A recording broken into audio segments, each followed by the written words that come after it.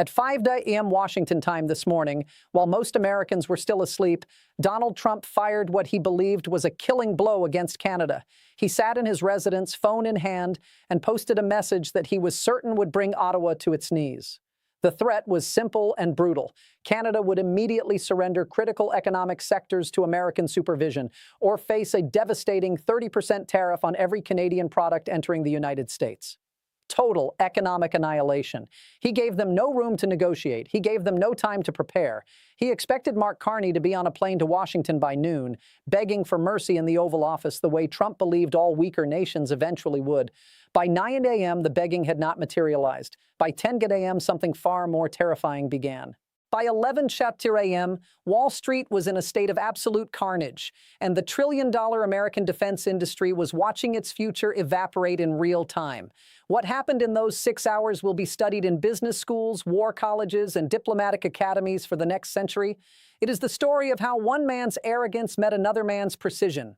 It is the story of how a superpower discovered too late that the foundation of its military dominance ran through a neighbor it had spent years humiliating. And it is the story of how Mark Carney, standing calmly before cameras in Ottawa with not a trace of fear on his face, delivered a single sentence that brought the most powerful defense industrial base in human history to a complete and total halt. We completely reject your demands. Those 5 words were the preamble. What came next was the execution. Canada announced effective immediately a complete embargo on all exports of rare earth elements, cobalt and nickel, to United States defense contractors. The lifeblood of American military production was severed with a single statement. And the screaming you hear from Wall Street right now is the sound of an empire realizing it has been building its fortress on borrowed ground. Let me walk you through what happened, because the timeline reveals the catastrophic miscalculation at the heart of Trump's strategy. The 5 a.m. post was planned. White House advisors had been pushing for weeks to force a confrontation with Canada. They believed total tariff warfare would break Canadian resistance and force Ottawa to accept American supervision of key industries. The strategy assumed Canada needs the American market more than America needs Canadian resources. They calculated that 75% of Canadian exports flow to the United States and concluded Canada could not survive a trade war. They were measuring the wrong variables. Canada is not selling Americans consumer goods that can be sourced elsewhere. Canada is selling Americans raw materials without which American factories cannot function.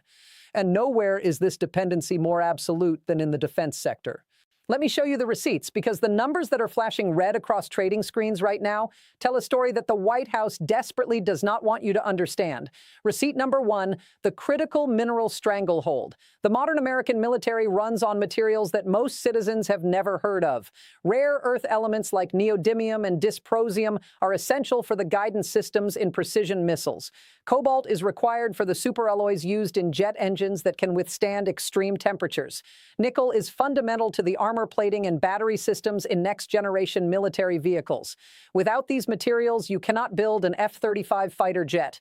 You cannot manufacture a Patriot missile battery. You cannot produce the advanced radar systems that give American forces their technological edge. Canada controls approximately 14% of global cobalt production, 9% of nickel production, and possesses some of the largest rare earth deposits in the Western Hemisphere. For decades, American defense contractors have relied on Canadian supplies because they are geographically proximate, politically reliable, and integrated into existing manufacturing chains. Finding alternative sources would take years, not months. Qualifying new suppliers for defense-grade materials requires extensive testing, certification, and security clearances. There's no switch you can flip to replace Canadian minerals with Chinese imports, even if you were willing to accept the strategic insanity of depending on Beijing for your military supply chain. Mark Carney understood this perfectly. When he announced the embargo, he was not making a symbolic gesture. He was cutting the oxygen line to the American defense industrial base. Receipt number 2, the Wall Street massacre. Look at your screen right now. Look at the trading data that is scrolling past in real time. Lockheed Martin, the largest defense contractor in the world, the company that builds the F-35 fighter jet, has lost 27% of its market value since the embargo announcement. Boeing's defense division has collapsed by 24%. Raytheon, manufacturer of the Patriot missile system and countless precision munitions, is down 29%. Northrop Grumman, builder of stealth bombers and advanced radar systems, has fallen 26%. General Dynamics, producer of tanks and submarines, is down 22%. In total, the American defense industrial base has lost approximately $340 billion in market capitalization in a single trading session. This is not a correction. This is not panic selling that will reverse tomorrow.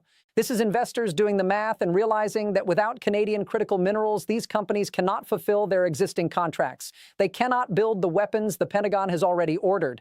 They cannot deliver the systems that foreign allies have already purchased. The production lines that seemed invincible yesterday are facing indefinite shutdown today.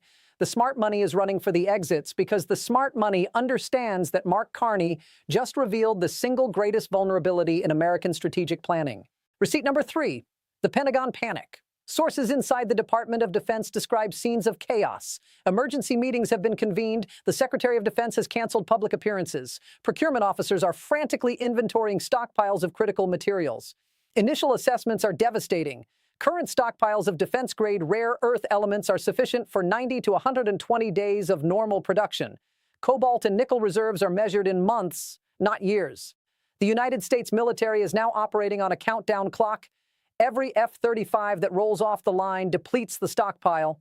The Pentagon is exploring emergency measures, looking at Australian sources, though capacity is committed elsewhere, examining domestic production, though American processing facilities are inadequate. None of these options are good. All represent fundamental degradation of military readiness. All are the direct result of Trump posting a threat without understanding what he was risking. Now, let me explain how Mark Carney saw this coming. Carney is a former central banker who spent his career studying systemic vulnerabilities. When he took office, he commissioned a comprehensive audit of Canadian strategic leverage, focusing on economic pressure points where Canada held asymmetric advantage. The critical minerals assessment landed on his desk within his first 100 days. It detailed which American industries depended on Canadian materials, how long alternatives would take, and how much damage an export restriction would cause. Carney did not act immediately. He waited. He understood leverage is most powerful at the moment of maximum impact. When Trump began escalating tariff threats, Carney quietly prepared. He accelerated negotiations with European buyers. He worked with mining companies to build stockpiles. He coordinated with allied governments to ensure the embargo would be recognized as legitimate sovereign response. By the time Trump posted his ultimatum, the trap was built. The embargo announcement was not reactive. It was the culmination of months of positioning. Trump thought he was launching a surprise attack. He was walking into an ambush. The contrast between these two leaders has never been more stark. Donald Trump governs by impulse. He fires off threats without modeling consequences. He assumed Canada would fold because folding is what he expected weaker parties to do.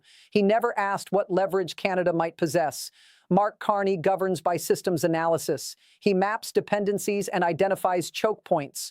When Trump attacked, Carney did not panic or improvise. He executed a plan refined for exactly this scenario. Trump is now trapped with no obvious exit. He cannot back down without humiliation. He cannot escalate without making the crisis worse. He cannot negotiate from strength because Carney has demonstrated that America's strength was always fragile. The bully discovered his target was not weak. His target was waiting. What does this mean for you? If you are an American watching these numbers scroll across your screen, you need to understand that the consequences of this confrontation extend far beyond Wall Street trading floors. The defense industry employs approximately 2.1 million Americans directly, with millions more in supporting roles. These are high-paying jobs in communities across the country, from the aerospace corridors of California and Texas to the shipyards of Virginia and Connecticut. When production lines slow or halt, those workers face furloughs and layoffs. When defense contractors lose hundreds of billions in market value, their ability to invest in new hiring and new facilities evaporates. The economic shockwave will spread from the factory floor to the surrounding communities. Restaurants, retailers, and service providers that depend on defense worker spending will feel the contraction. Tax revenues that fund local schools and infrastructure will decline. The pain that started on Wall Street this morning will reach Main Street within weeks. But the damage extends beyond employment. American military readiness is now compromised. The weapon systems that protect American interests abroad and deter adversaries from aggression depend on a supply chain that has just been severed. Every day that this embargo continues, the strategic position of the United States degrades. Adversaries in Moscow and Beijing are watching this chaos and drawing their own conclusions about American vulnerability. Trump wanted to project strength. He has projected the opposite. So what happens next? Here are the three scenarios unfolding in real time. Scenario A, the humiliating retreat. American defense contractors facing existential crisis mobilize their lobbying power to force Trump to back down. CEOs march into the Oval Office and present the stark math. Either the tariff threat is withdrawn and negotiations begin with Ottawa, or their companies face bankruptcy and the American military faces critical shortages.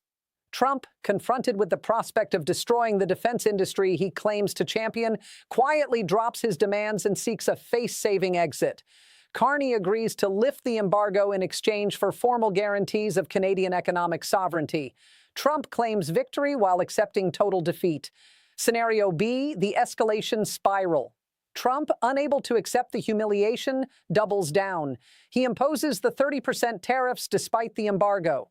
He attempts to invoke emergency powers to seize Canadian mining assets or force American companies to find alternative suppliers. Canada responds by expanding the embargo to include energy exports, cutting off oil and natural gas flows to American refineries. The North American economy enters a severe recession. Global markets crash. The damage takes a decade to repair, and the relationship between the two nations is permanently broken. Scenario C, the strategic realignment. The embargo holds for months. American defense production grinds to a halt. The Pentagon is forced to accept that military readiness cannot be restored without Canadian cooperation. Meanwhile, Carney deepens Canada's integration with European defense markets, redirecting critical mineral flows to allied manufacturers who are happy to absorb American market share. The United States emerges from the crisis diminished, its defense industrial base permanently weakened, its strategic autonomy revealed as an illusion. This is how empires discover their limits. Not through military defeat, not through economic collapse, but through the sudden recognition that power they assumed was absolute was always conditional.